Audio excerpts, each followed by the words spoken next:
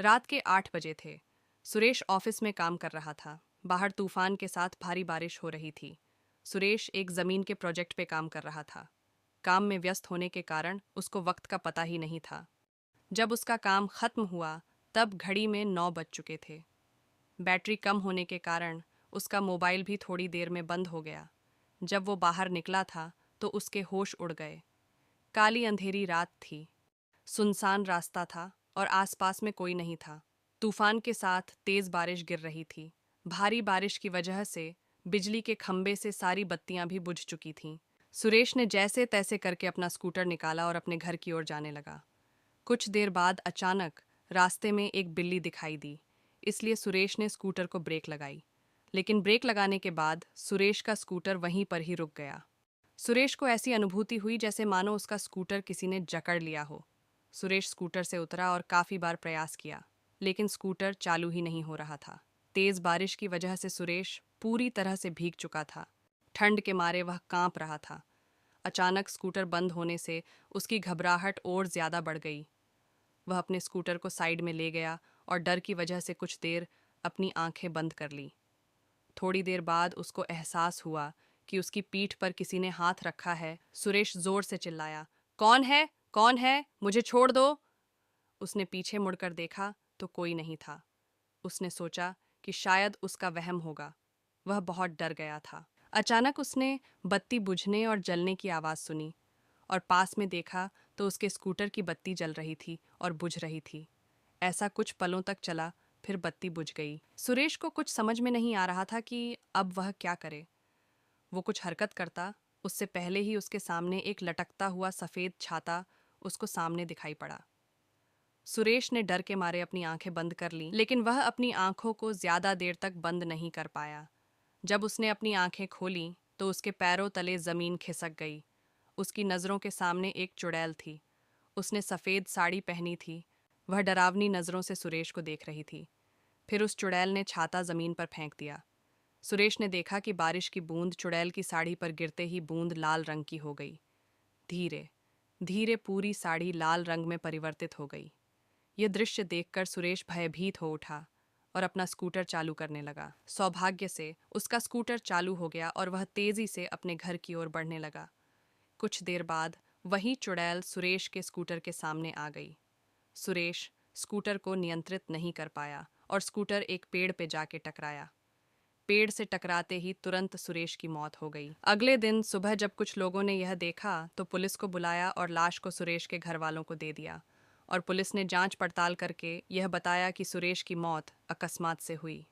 वह तेज रफ्तार से स्कूटर चला रहा होगा और नियंत्रण न रहने पर पेड़ से टकराकर उसकी मौत हुई। सुरेश की मौत के कुछ दिन बाद ऐसी ही तेज बारिश हुई जितनी उस रात को हुई थी। सुरेश के दो खास दोस्त थे, रमेश और परेश। वो दोनों सुरेश के साथ ही काम करते थे। रात के 3 बजे थे। रमेश अपने कमरे में सो रहा था। उसको आसमान से बिजली कड़कड़ाने की आवाज़ सुनाई दी। रमेश ने अपना ध्यान सोने पे केंद्रित किया। अचानक उसको ऐसी अनुभूति हुई जैसे किसी ने उसको एक थप्पड़ मारा हो। वह नींद से जाग उठा और आसपास देखने लगा, लेकिन आसपास कोई नहीं था। फिर थोड़ी देर बाद कमरे की बत्ती जलने और बुझने लगी।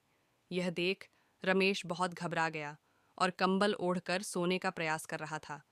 उसने महसूस किया कि उसका कंबल कोई पीछे से खींच रहा है।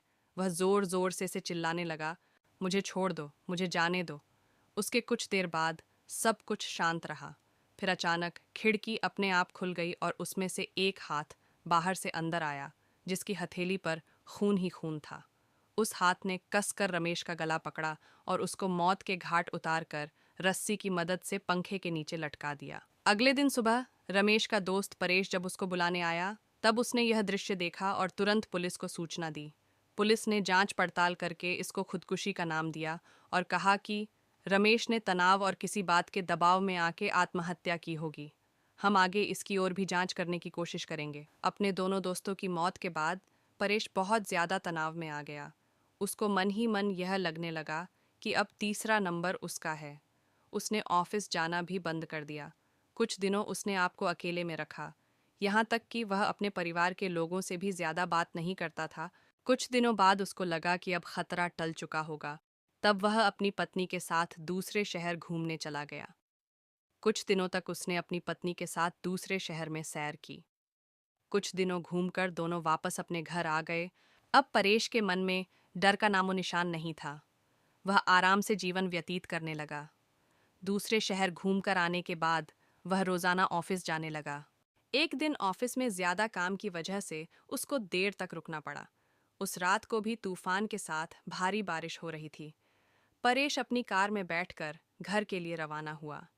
रास्ते में एक बड़े से खड्डे के साथ उसकी गाड़ी टकराई और कार का एक पहिया खड्डे में गिर गया। परेश कार से नीचे उतरा और बहुत प्रयास किया, लेकिन पहिया खड्डे से नहीं निकला। परेश कोशिश कर रहा था कि एक औरत वहां से गुजरी। उस औरत ने बड़े प्यार से रमेश को कहा, सुनिए, क्या मैं आपकी मदद करूं? रमेश ने कहा, नहीं, मुझसे ही नहीं हो रहा है तो आपसे थोड़ी होगा। फिर भी आपको लगता है तो आप एक बार प्रयास कीजिए। उस औरत ने कार को पीछे से सिर्फ थोड़ा सा धक्का मारा और कार का पहिया खड्डे से निकल गया। परेश ने उस औरत का धन्यवाद किया और उनको पूछा, आपको कहाँ जाना है? इतनी रात को आप अकेले कहाँ जाओगे? आप मुझे बताइए, मैं आपको जहाँ जाना है छोड़ देता हूँ। जी धन्यवाद आपका। यहाँ से थोड़ा आगे एक तालाब वाली गली आती है, वहाँ मुझे छोड़ दीजिएगा। तालाब के पास में ही मेरा घर है, औरत ने जवाब दिया। परेश ने उस औरत को अपनी कार में बिठाया और आगे बढ़ा। परेश को थोड़ा डर जरूर लग रहा था, लेकिन उसने गाड़ी चलाने पे ध्यान केंद्रित किया। थोड़ी देर बाद पीछे से आवाज आई, बस यहाँ पे रोक दीजिए, मेरा घर पास में ही है। परेश ने कार रोक दी और उनको उतरने को कहा। अचानक उसने पीछे से डरावनी आवाज सुनी, परेश, अब तू गया, तेरा अंत अब नजदीक है, मैं तुझे नहीं छोड़ूंगी। परेश ने पीछे मुड़कर देखा तो उसके होश उड़ गए। वो औरत एक खौफनाक चुड़ैल में परिवर्तित हो गई थी। उस चुड़ैल ने जोर से परेश को धक्का दिया और उसको कार से नीचे गिरा दिया। फिर परेश को घसीटकर तालाब की ओर ले जाने लगी। परेश बहुत चीखा और चिल्लाया, लेकिन चुड़ैल ने उसकी एक नहीं सुनी। परेश ने चुड़ैल से कहा, कृपया मुझे छोड़ दो, मुझे जाने दो, मैंने आपका क्या बिगाड़ा है? परेश, तू आज मेरे हाथों से ही मरेगा। तुम्हारे दोनों दोस्तों को तो मैं मौत के घाट उतार चुकी हूँ, अब तुम्हारी बारी है। याद करो बरसात की वो अंधेरी रात, जिस रात को तुम लोगों ने मेरी हत्या करके मुझे तालाब में फेंक दिया था। जिस ज़मीन ने मुझे और मेरे माँ बाप को रोज़ी रोटी दिलाई थी, वह ज़मीन तुम तीनों हड़पना चाहते थे और उस ज़मीन पे शराब की फैक्ट्री लगाना चाहते थे। जब मैंने और मेरे पिताजी ने हस्ताक्षर करने से मना कर दिया, तो तुम पापी दरिंदों ने मेरी और मेरे पिता की हत्या कर दी और दोनों को तालाब में फेंक दिया। हमारी मौत का कारण लोगों को यह बताया कि हम पानी में डूबकर मर गए हैं। मैं उस ज़मीन पे कभी भी शराब की फैक्ट्री नहीं चलने दूंगी, तथा मैं वापस मेरे और मेरे पिताजी का बदला लेने के लिए आई हूँ। आज तुझे भगवान भी मुझसे बचा नहीं पाएगा। कहकर चुड़ैल ने जोर से धक्का दिया और परेश को तालाब में गिरा दिया और पानी में डूबकर उसकी तुरंत मौत हो गई। फिर चुड़ैल अदृश्य हो गई। दूसरे दिन किसी ने परेश की लाश को पानी में बहते हुए देखा तो तुरंत पुलिस को संपर्क किया।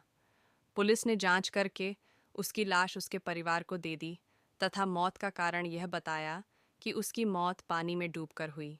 सूचना: ये कहानी काल्पनिक है। इस कहानी में दिए गए सारे पात्र भी काल्पनिक हैं।